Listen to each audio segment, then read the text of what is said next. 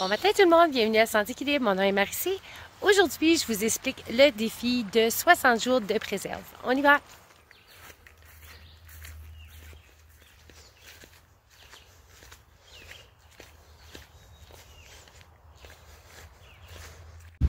Je suis présentement devant le jardin. Il fait super beau, mais super chaud. Donc, j'ai décidé d'être à l'ombre pour vous expliquer le défi.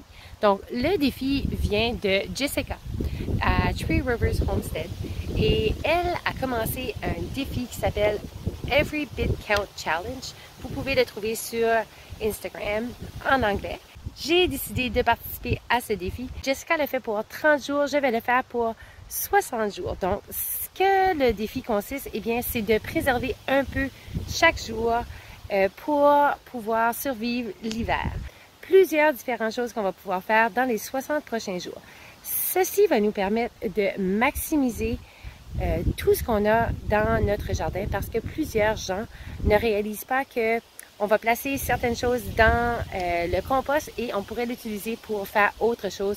Comme par exemple, j'utilise les feuilles de brocoli et de chou-fleur et etc. pour remplacer mes épinards. Donc, j'ai fait une petite liste que je vais vous montrer en ce moment. Donc, vous pouvez voir la liste. Je vais choisir une chose à préserver chaque jour.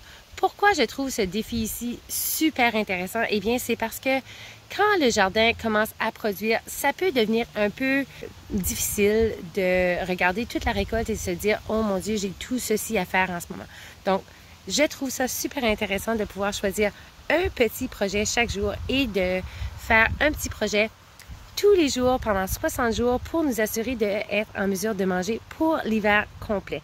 Donc, super intéressant. Je suis très excitée. C'est ma deuxième année que je le fais. L'an passé, je l'ai fait pour 30 jours. J'ai manqué une journée dans mon 30 jours. Cette année, je souhaite sincèrement le faire du 1er août au 1er octobre, si possible. On va voir ensemble. Ce qui va se passer, c'est que une fois par semaine, je vais vous faire une vidéo de tout ce que j'ai fait dans la semaine. Donc, je vais pouvoir parler un peu en arrière du vidéo pour vous expliquer les différentes méthodes que j'ai utilisées et que j'ai appris dernièrement. Donc, cette année, je me suis concentrée beaucoup sur cueillir des choses dans la nature. C'est super intéressant. J'ai trouvé des chanterelles, j'ai trouvé des lobster mushroom qu'on appelle. J'ai trouvé toutes sortes de différentes choses dans notre cours que je n'étais pas au courant et après avoir pris un petit cours et discuté bien sûr avec des gens qui en connaissent beaucoup plus que moi, j'ai été en mesure de récolter plusieurs différentes choses dans ma cour.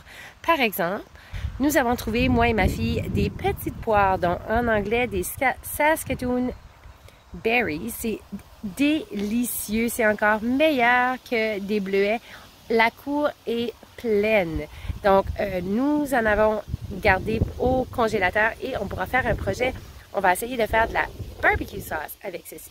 Donc, ils vendent beaucoup, je suis désolée, c'est la réalité, c'est la vie. Au courant de la semaine prochaine, vous pourrez voir différents projets, différentes recettes que je vais placer dans les commentaires au fur et à mesure que je les fais.